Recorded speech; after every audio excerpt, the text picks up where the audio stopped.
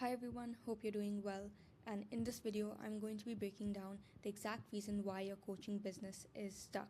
Now, I don't know your position right now, but most probably you're spamming cold DMs, cold emails, and you're running ads, but it's not really getting you the result that you want to see. So, in this video, I'm going to be breaking down exactly what you can do in order to fix that and how you can scale your coaching business to the 75, 80, 100K, or even 50K per month mark. Now, the reason why your coaching business is stuck is pretty simple, but you think it's because your offer isn't appealing, or you need a fancier funnel, or a bigger audience. When you have a bigger audience, then you can scale. But the truth is, all of this is actually wrong. The main reason is that your audience doesn't trust you enough to invest in you. And really let that sink in, because it's really, really important. And I don't know, you might not want to hear this, but it's the truth. Your audience doesn't trust you enough to invest into you. Now, you need to understand what I'm about to say. So trust is in business is generally low and declining in 2025. This is study done by obviously multiple sites and Google. And in 2025, the marketing market is highly sophisticated, meaning if you're selling to in the B2B space, if you're selling in the space, these people are highly sophisticated buyers. Now, this is a graph that can help you explain more. Now, the X shows high sophistication and high skepticism. So over here, you have to see this is the skepticism level and this is the sophistication level, and they both meet up in at one point, meaning that, and in this point shows that both of these 2 points are high. Now, the market has learned to distinguish between those it can trust and those it can neglect. So they know the difference between a guru and a person who actually has some value to provide to them. Understanding this has allowed us to help our client book 7 calls in 24 hours. So if you really want to see, here's some proof. If you want to see the exact breakdown, then you can go into my YouTube video, a YouTube channel, and then anyway. And this is why if you're not focusing on the middle of funnel in 2025, you're going to have an unsuccessful coaching business, period. No negotiating on this fact. This is just facts. There is a false stigma around the coaching and info space, preaching that it's a scam. Now, of course, this is a false claim, but most people believe this. And if you want people to invest into your offer, you need to change this belief that they have. Now, before I go into go into the details and actually explain why and how you can actually dial your middle funnel to do all of the selling for you, you really, really, really need to understand what will happen if you don't consciously work to improve your middle of funnel. I mean, you should be analyzing your middle of funnel, maybe hiring a team that helps you with it, or an agency or whatever. If you need my help, you can click the link in the description below. But anyway, you need to consciously work on your middle of funnel, because when the middle of funnel isn't dialed in, this will happen. 3 things. But first, you'll have longer sales cycles. Prospects aren't properly nurtured or educated.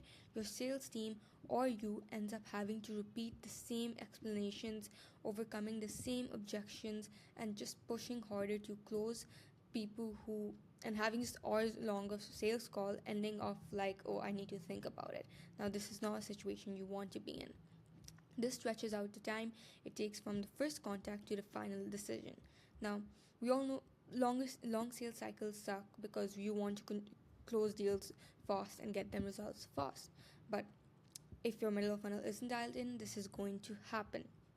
Now, the second point is you will attract low quality clients.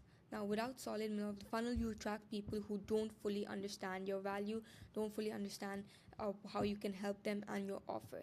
They buy for the wrong reasons, usually just the price or something else, which means they churn faster, complain more, and require more hand holding. So, as you know, a $500 client complains way more than a $5,000 or $10,000 client.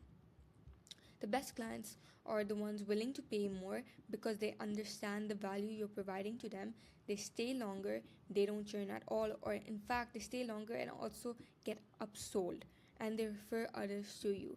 They need nurturing in the middle of And these clients, if you want to attract these clients, they need nurturing in the middle of funnel stage to see you as an authority, to see you as the go-to solution to their problems. Because obviously you don't want to work with clients that don't respect your time, don't respect your prices, don't really respect you. You want to work with your dream clients, and this can only happen if you have your middle of funnel dialed in. Now the third point is you're gonna get inconsistent results. So you might get leads at the top of the funnel, but very few will turn into real revenue. This creates what I like to call the leaky bucket effect.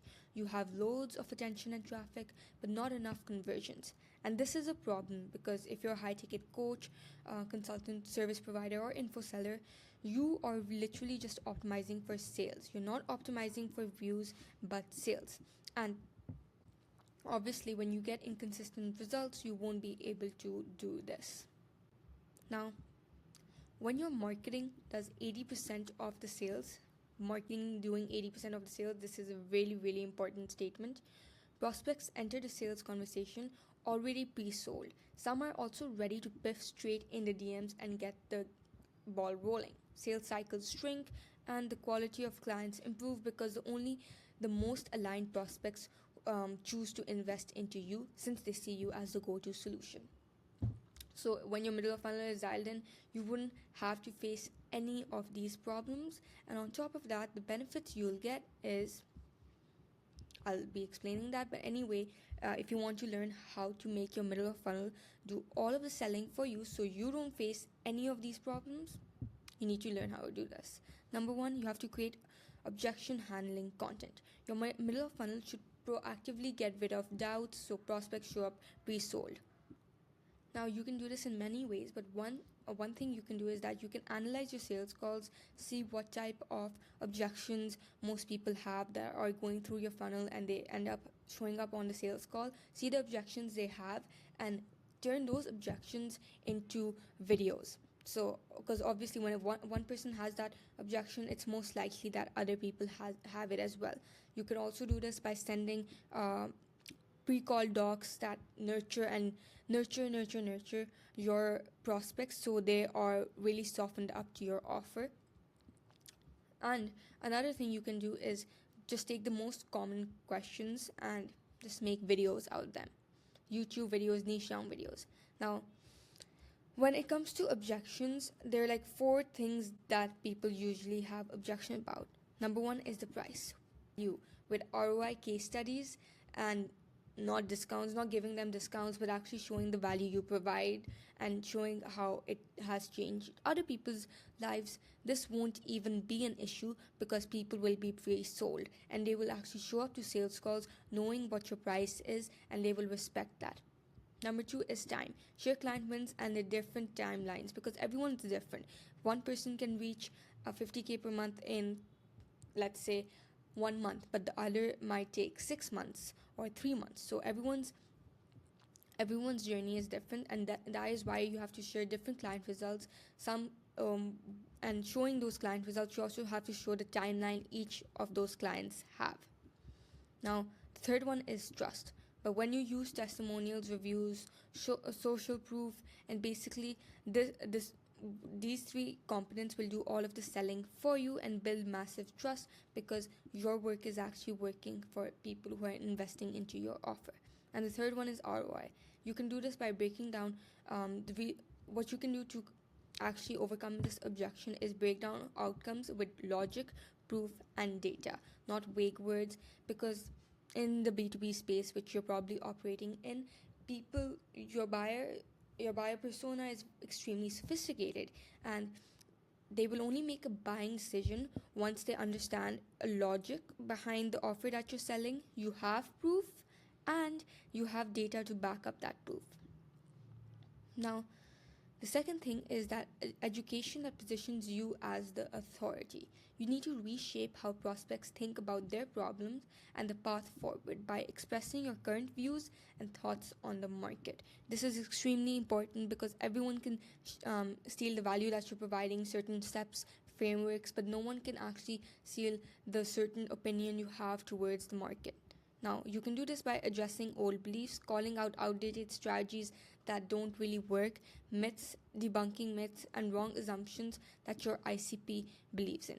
Then you can introduce your own unique mechanism, aka your offer, and you share this, and you actually share this to the market by breaking down your frameworks, the philosophy you have, which will help you achieve a certain result.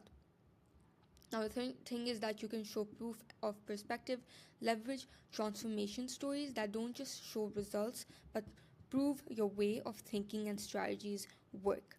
When you teach them the buying criteria, they choose you if your offer aligns with them. So you have to give them basically every single thing. So when it comes down to making the buying decision, they have every single data about what you can do to help them, how long will it take, all of that stuff. When you've given those that sort of information to them, if it aligns with you, if your offer aligns with them, obviously they're going to choose you. And the third one is relationship engineering. Now, this is extremely important because nurturing isn't just about establishing authority, although that is extremely important. It's also about creating a relationship between the viewer, because it's really a common fact that people don't buy from people they don't relate to. Story-led you now, in order to build relatability, you can create story-led sequences, which you could share your journey of how you were like in a situation a few months back and what you did to change it and where you currently are. You can share client stories of what the client was struggling with before they actually joined your program and how you helped them and transformed them, and lessons to emotionally bond with prospects. Now, this is the first step. You could use this, or you could use this, or you could just use both. The second one is identity based messaging.